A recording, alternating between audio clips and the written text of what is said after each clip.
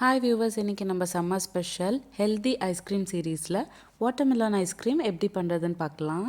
இந்த ஐஸ்கிரீம் செய்கிறதுக்கு நான் வெறும் ஒரே ஒரு இன்க்ரீடியண்ட் தான் யூஸ் பண்ணியிருக்கேன். அதே சமயம் நான் எந்த வகையான பிளெண்டரும் யூஸ் பண்ணாமல் இந்த ஐஸ்கிரீம் செஞ்சுருக்கேன். இந்த ரெசிபி முழுமையான சுகர் ஃப்ரீ ஐஸ்கிரீம். பால், சர்க்கரை, வெல்லம், டேட்ஸ் இந்த மாதிரி எந்த பொருளும் சேர்க்காமல் இந்த ஐஸ்கிரீம் பண்ணியிருக்கேன். ஸோ ரொம்ப ஹெல்தியான ஐஸ்கிரீம், அதனால் நீங்கள் எவ்வளோ வேணாலும் செஞ்சு சாப்பிட்லாம். ட்ரெடிஷ்னல் மெத்தடில் செய்யக்கூடிய இந்த ஐஸ்கிரீம் வீட்டிலே பண்ணலாம். வாங்க பார்க்கலாம் எப்படி செய்கிறதுன்னு. 1/4 சைஸ் அளவுக்கு தர்பூசணிக்காய் நான் இந்த மாதிரி கட் பண்ணிக்கிட்டு ஃப்ரீஸ் பண்ணி வச்சுக்கிட்டேன். 8 to 10 hours ஆகும் நம்மளுக்கு நல்லா ஃப்ரீஸ் ஆகுறதுக்கு. அதே சமயம் தர்பூசணிக்காயில் இருக்கிற விதையெல்லாம் நீக்கிட்டு தான் நான் ஃப்ரீஸ் பண்ணிக்கிட்டேன்.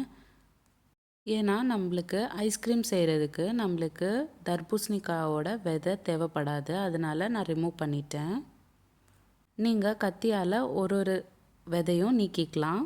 இப்போது அடுத்தது நம்ம ஃப்ரீஸ் பண்ணி வச்சுருக்கிற தர்பூசணிக்காவை துருவிக்கணும். மெலிசான பக்கமும் துருவிக்கலாம், இல்லை நீங்கள் தடிமாக இருக்கிற பக்கமும் துருவிக்கலாம். ஆக மொத்தத்தில் நம்ம தர்பூசணிக்காவை துருவிக்கணும். இப்போது நான் துருவி வச்சுருக்கிற தர்பூசணிக்காவை ஒரு கப்பில் ட்ரான்ஸ்ஃபர் பண்ணிக்கிறேன். துருவின தர்பூசணிக்காய் ரொம்ப ஃபாஸ்ட்டாக கரைஞ்சிட்டு வரும். இன்றைக்கி நம்ம 4 பீசஸ் எடுத்துருக்கோம் இல்லையா, அதனால் ஒரு பீஸ் துருவினக்கப்புறம் நம்ம ஃப்ரிட்ஜில் துருவினதை எடுத்து வச்சுக்கணும். அதுக்கப்புறம் 2வது பீஸ் நீங்கள் துருவிக்கோங்க. இப்போது நம்ம ஃப்ரிட்ஜில் திருப்பி வச்சுருக்கிற துருவின தர்பூசணி மேலேயே 2வதாக துருவிக்கிட்ட தர்பூசணி சேர்த்துக்கணும். இப்போது அடுத்தது நான் டாப்பிங்ஸ்க்காக சுண்டை காய்ச்சின பாலை நான் எடுத்துக்கிறேன்.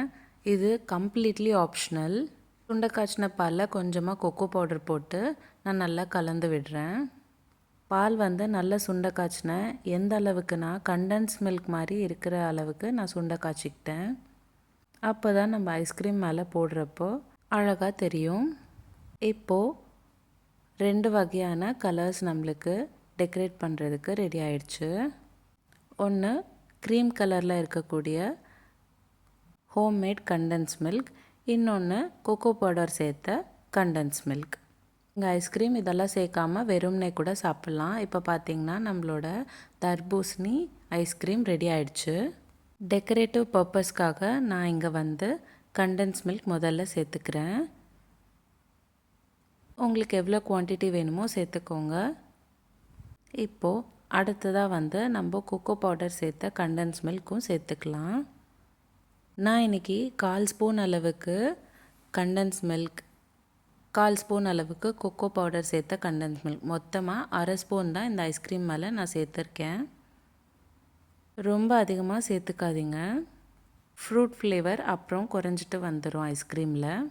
2 வாட்டர்மெலான் பீசஸ் நான் டெக்கரேட்டிவ் பர்பஸ்க்காக இங்கே கப்பில் ஆட் பண்ணிக்கிறேன். இந்த மாதிரி உங்களுக்கு என்ன மாதிரி டெக்கரேட் பண்ணிக்கணுமோ உங்களோட ஐஸ்கிரீம் டெக்கரேட் பண்ணிக்கலாம்.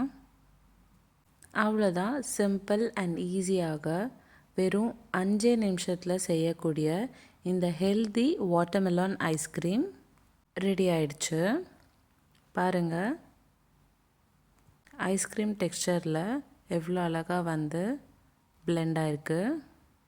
இந்த சம்மர் டைமில் இந்த மாதிரி ஃப்ரூட் வச்சு நீங்கள் ஐஸ்கிரீம் செஞ்சு தாங்க உங்கள் வீட்டில் இருக்கிறவங்களுக்கு.